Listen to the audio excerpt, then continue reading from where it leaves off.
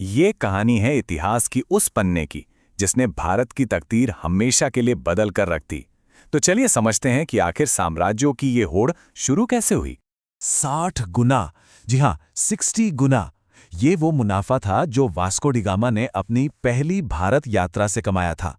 जरा सोचिए, निवेश पर इतना जबरदस्त रिटर्न। इसने यूरोप की बड़ी बड़ी ताकतों के बीच एक नई दौड़ शुरू कर दी। तो चलिए इस कहानी की गहराई में चलते हैं। शुरुआत करते हैं उस एक समुद्री सफर से जिसने भारत को दौलत के एक नए ग्लोबल मैप के ठीक सेंटर में ला खड़ा किया।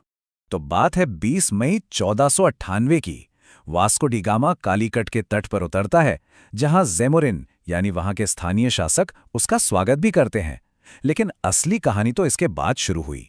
जब गामा वापस यूरोप लौटा तो अपने साथ लाए गए मसालों, खासकर काली मिर्च पर, उसे लागत से 60 गुना ज्यादा का मुनाफा हुआ।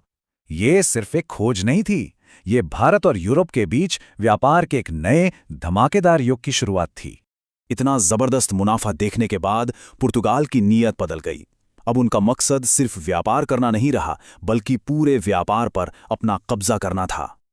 और इसी सोच के साथ सामने आई ब्लू वाटर पॉलिसी। साल था 1505 और इसे लागू किया पहले पुर्तगाली वायसराय फ्रांसिस्को डी अल्मीडा ने। मकसद बिल्कुल साफ था, हिंद महासागर के समुद्री रास्तों पर पूरी तरह से अपना दबदबा कायम करना। लेकिन इस पॉलिसी को जमीन पर असलियत में उतारने वाला कोई और था।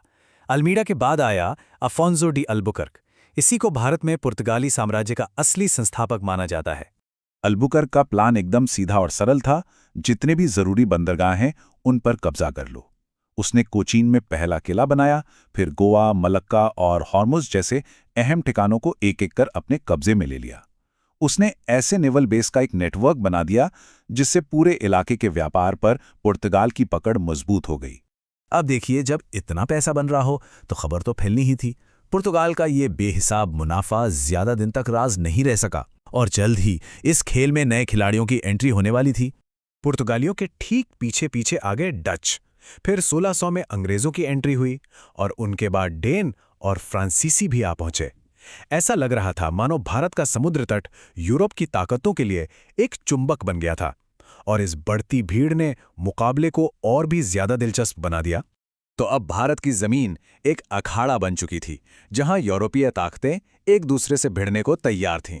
पुर्तगालियों ने गोवा को अपना गढ़ बनाया तो डचों ने मसूलीपट्टनम को, वहीं अंग्रेजों और फ्रांसीसियों दोनों ने ही अपनी शुरुआती पकड़ सूरत में बनाई।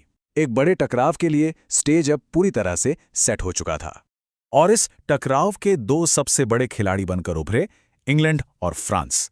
इन दोनों के बीच की दुश्मनी ही वो लड़ाई थी जो आगे चलकर भारत का भविष्य तय करने वाली थी। लेकिन दोनों में एक बुनियादी फर्क था। इंग्लिश ईस्ट इंडिया कंपनी व्यापारियों की एक प्राइवेट कंपनी थी जिसे महारानी का समर्थन हासिल था। वहीं फ्रेंच ईस्ट इंडिया कंपनी पूरी तरह से एक सरकारी कंपनी थी जिसे खुद वहां के राजा ने बनवाया था। और यही छोटा सा फर्क आगे चलकर उनकी किस्मत का फैसला करने वाला था। जब दो ताकतें एक ही चीज के लिए लड़ रही हों तो जंग तो होनी ही थी। व्यापार को लेकर ये दुश्मनी आखिरकार जंग के मैदान तक पहुंच ही गई, और इसकी चिंगारी भड़की यूरोप में हो रहे एक युद्ध से।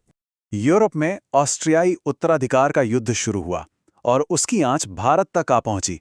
अंग्रेजों ने फ्रांसीसी जहाज़ों पर कब्जा किया तो फ्रांसीसियों ने पलटवार करते हुए सीधा मद्रास पर ही धावा बोल दिया। लेकिन इस सब के बीच एक छोटी सी लड़ाई हुई, अडयार की लड़ाई, जिसने इस खेल के सारे नियम ही बदल दिए। हाँ, यही वो सबक था जिसने सब कुछ बदल दिया। अडयार की लड़ाई ने एक बात साफ कर दी कि फौज की ताकत उसकी गिनती से नहीं बल्कि उसके अनुशासन और ट्रेनिंग से होती है। एक छोटी लेकिन अच्छी तरह से ट्रेंड यूरोपियन सेना एक बहुत बड़ी भारतीय सेना को भी हरा सकती थी। ये सच में एक गेम चेंजर था। भले ही फ्रांसीसी ये लड़ाई जीत नहीं पाए, लेकिन उनके गवर्नर डुप्ले ने अनजाने में ही सही जीत का एक ऐसा फॉर्मूला बना दिया था जिसे बाद में अंग्रेजों ने इस्तेमाल किया और पूरे भारत पर कब्जा कर लिया। तो अब जब लड़ाई के सारे पुराने नियम टूट चुके थे और जीत का एक नया ब्लूप्रिंट सबके सामने था, तो सवाल बस एक ही था, भारत की इस आखिरी लड़ाई को कौन जीतेगा? इसका जवाब एक नए साम्राज्य के उदय के साथ मिलना था।